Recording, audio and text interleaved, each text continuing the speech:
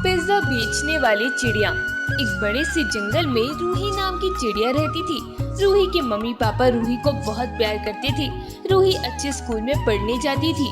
एक दिन रूही अपने स्कूल गई हुई थी और जब रूही अपने स्कूल से वापस आई तो रूही के घर में कोई नहीं था और रूही का घर पूरी तरह से आग में जल चुका था। रूही जैसे ही अपना जला हुआ घर देखती है, रूही जोर जोर से रोने लगती है कि तभी रूही की पड़ोसन सीमा कबूतरी रूही के पास आती है और रूही को चुप कराने लगती है। चुप हो जाओ रूही बिटिया। सीमा चाची, ये सब कैसे हो गया और मेरे घर में आग कैसे लगी? क्या बताऊं बिटिया, मैं तो अपने घर में थी। शायद तुम्हारी मम्मी किचन में खाना बना रही थी, तभी सिलेंडर फटा और तुम्हारे घर में आग लग गई। तुम्हारे मम्मी पापा सब घर के अंदर ही थे और दोनों की मृत्यु हो गई। रूही चिड़िया जैसे ही सुनती है कि उसके माता पिता अब इस दुनिया में नहीं रहे तो रूही जोर जोर से रोने लगती है। रूही बिटिया, तुम रो क्यों रही हो? तुम्हारे माँ बाप इस दुनिया में नहीं है तो क्या हुआ? मैं तो हूँ ना, तुम्हारी पड़ोसन होने के नाते मैं तुम्हें अपने घर में रखूंगी। और वैसे भी तुम्हारी मम्मी ने मेरे ऊपर काफी एहसान किए हैं, तो आज से तुम मेरी जिम्मेदारी हो। रूही सीमा कबूतरी की बात सुनती है और सीमा के घर में रहने लगती है। धीरे धीरे सीमा रूही को खूब प्यार करने लगती है। क्योंकि सीमा कबूतरी का कोई भी बच्चा नहीं था, इसलिए सीमा रूही को बिल्कुल अपनी बेटी की तरह रखती थी। लेकिन रूही को सीमा की गरीबी देखकर उसका काम में हाथ बटाने का मन करता था। सीमा चाची, क्या मैं भी तुम्हारे साथ काम पर चलूं? वैसे भी मैं सारा दिन घर में रहकर बोर हो जाती हूँ।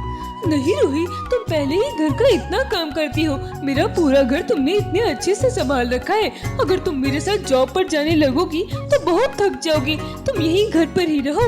नहीं चाची, मैं भी अपने पैरों पर खड़ा होना चाहती हूँ। कब तक आखिर मैं आपके पैसों पर अपनी जिंदगी गुजारूंगी? अच्छा ठीक है, तुम भी चलना कल मेरे साथ काम करने। अगर मेरे मालिक के पास तुम्हारे लिए कोई काम हुआ तो मैं तुम्हें वहाँ काम दिलवा दूंगी। रूही चिड़िया अगले दिन सीमा कबूतरी के साथ सीमा के मालिक के पास जाती है। मालिक, ये मेरी बेटी की तरह है और इसे भी काम की जरूरत है। अगर आपके पास कोई काम हो तो इसे भी काम पर रख लीजिए ना। अरे इतनी छोटी सी चिड़िया ये क्या काम कर पाएगी? सीमा, तुम भी कमाल करती हो। आखिर मैं छोटी सी चिड़िया को क्या काम दूं? और वैसे भी मेरा रेस्टोरेंट में तो काफी स्टाफ है, कोई भी पोस्ट खाली नहीं है। देखिए मालिक, कोई भी छोटा मोटा काम दे दीजिए। मेरी रूही सारे काम बड़े अच्छी तरीके से कर लेती है। इस समय तो कुछ नहीं है। जी सर, मुझे सारा काम आता है। मैं पढ़ी लिखी भी हूँ और घर का भी सारा काम कर लेती हूँ। वैसे तो मेरे रेस्टोरेंट में ये सभी चीजें अवेलेबल रहती है, लेकिन मेरे रेस्टोरेंट में पिज्जा कोई नहीं बना पाता। क्या तुमको पिज्जा बनाना आता है? अगर तुम आज के दिन में 3 पिज्जा बनाकर मेरे ग्राहकों को बेच दोगी तो मैं तुम्हें काम पर रख लूंगा। सामान तुम्हें सारा किचन में मिल जाएगा। बोलो, तुम्हें मेरी शर्त मंजूर है? लेकिन मालिक, पिज्जा तो कोई जल्दी खाना पसंद ही नहीं करता है। जी सर, मुझे आपकी शर्त मंजूर है। मैं 3 पिज्जा बनाकर भेज दूंगी। जाओ सीमा, इसे किचन दिखा दो और सारा सामान भी दे देना। सीमा कबूतरी रूही चिड़िया को लेकर किचन में आ जाती है। रूही, तूने मालिक की बात क्यों मानी? अब अगर तू 3 पिज्जा बनाकर नहीं भेज पाएगी तो तुझे कोई जॉब नहीं मिलेगी। चाची, परेशान मत होइए, मुझ पर भरोसा रखिए। मुझे पिज्जा बनाना आता है।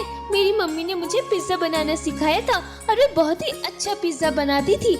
मैं अपनी मम्मी की रेसिपी ही यहाँ पर बनाऊंगी और देखिएगा, मेरे आज के दिन में 3 पिज्जा जरूर बिक जाएंगे। मुझे खुद पर भरोसा है। चल ठीक है, ये सारा सामान है। अगर और किसी चीज की जरूरत हो तो मुझे बुला लेना। सीमा कबूतरी के बाहर जाते ही रूही चिड़िया जल्दी से पिज्जा का बेस उठाती है और पिज्जा बनाने लगती है। रूही बिल्कुल अपनी माँ की तरह ही सुंदर और बहुत ही स्वादिष्ट पिज्जा बनाती है और दोपहर तक ही रूही के सारे पिज्जा बिक जाते हैं। बल्कि रूही ने पहले दिन में ही 5 पिज्जा बेच दिए थे। अरे वाह रूही, तुमने तो 3 के बदले 5 पिज्जा बेच दिया। सच में तुमने बहुत ही अच्छा पिज्जा बनाती हो। मेरे लिए भी एक पिज्जा बना कर लाओ, जरा मैं भी तो चख कर देखूं आखिर तुम पिज्जा कैसे बनाती हो। ये सर, मैं अभी आपके लिए पिज्जा बना कर लाती हूँ। बस आप मुझे 10 मिनट दीजिए। रूही चिड़िया 10 मिनट के बाद अपने हाथ में एक पिज्जा लेकर आती है और राजेश को दे देती है। राजेश का हुआ पिज्जा खाता है।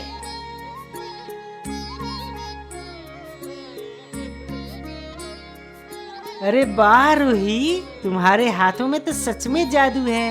ये पिज्जा तो बड़ा ही स्वादिष्ट है। अब मुझे समझ में आया तुमने एक दिन में 5 पिज्जा कैसे बेच दिए। तुम्हारी जॉब पक्की हो गई। मैं तुम्हें महीने की 8,000 रुपये दूंगा। Thank you so much sir, मुझे इस जॉब की बहुत जरूरत थी। इसमें थैंक यू की क्या बात है, ये तो तुम्हारे हाथों का कमाल है। तुमने सच में पिज्जा बहुत अच्छा बनाया है। अब जाओ, कल सुबह जल्दी आ जाना। रूही, मैं तुम्हारे लिए बहुत खुश हूँ। सच में तुम इतना अच्छा पिज्जा बना लेती हो, मुझे तो ये बात पता ही नहीं थी। हाँ चाची, मैंने माँ को हर बार ये पिज्जा बनाते हुए देखा था, तो मुझे भी पिज्जा बनाना आता था। अच्छा ठीक है, चलो अब जल्दी से सो जाओ, सुबह फिर से पिज्जा बेचने जाना है। सीमा और रूही जल्दी से सो जाती है और सुबह उठकर रूही वापस अपने काम पर जाती है और इसी तरह 1 महीना गुजर जाता है। जंगल के सारे पक्षी रूही को पिज्जा बेचने वाली चिड़िया कहने लगे थे। रूही को अपनी पहली पेमेंट मिलती है।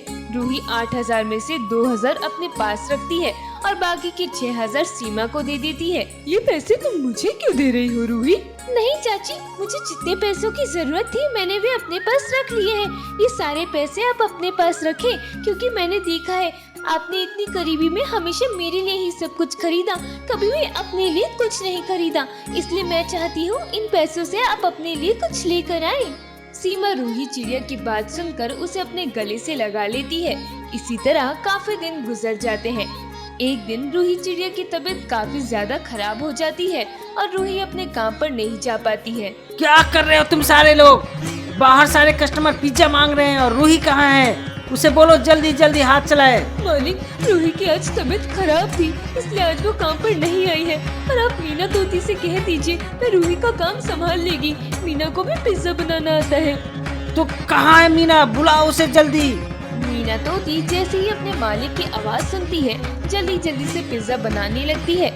लेकिन कस्टमर को मीना तोती के हाथ के पिज्जा बिल्कुल भी पसंद नहीं आते। राजेश कौवा अपने कस्टमर को इस तरह से नाराज होता देखकर बड़ा ही परेशान हो जाता है। तभी मेरे कस्टमर बाहर नाराज हो रहे हैं। आज रूही के न आने से तुम सबको पता है मेरा कितना नुकसान हुआ है। क्या पूरे स्टाफ मेंबर में कोई ऐसा नहीं है जो रूही के जैसा पिज्जा बना सके? मालिक, मैंने कोशिश तो करी, बल्कि जो जो सामान रूही डालती थी मैंने भी वही सामान डालकर पिज्जा बनाया था, लेकिन पता नहीं क्यों अच्छा नहीं बना। तुम सब निकम्मे हो, किसी काम के नहीं हो। सीमा, तुम रूही को लेकर यहाँ आओ। आज से तुम दोनों इसी रेस्टोरेंट में रहना। अगर तुम्हें किसी भी चीज की जरूरत हो तो तुम दोनों मुझे बताना। मैं नहीं चाहता कि मेरा अच्छा खासा रेस्टोरेंट बंद हो जाए, इसलिए आज से तुम दोनों का यहीं रहना और रेस्टोरेंट में रहने का कोई भी किराया नहीं देना पड़ेगा। मैं बहुत जल्दी रूही की पेमेंट भी बढ़ा दूंगा। ठीक है मालिक, जैसा आप कहें। अगले दिन सीमा कबूतरी रूही को लेकर रेस्टोरेंट में आती है और वहीं रहने लगती है। कुछ ही दिनों में रूही की पेमेंट भी बढ़ जाती है और रूही वही रेस्टोरेंट में रहकर पिज्जा बेचने लगी और खुशी खुशी अपनी जिंदगी बिताने लगती है।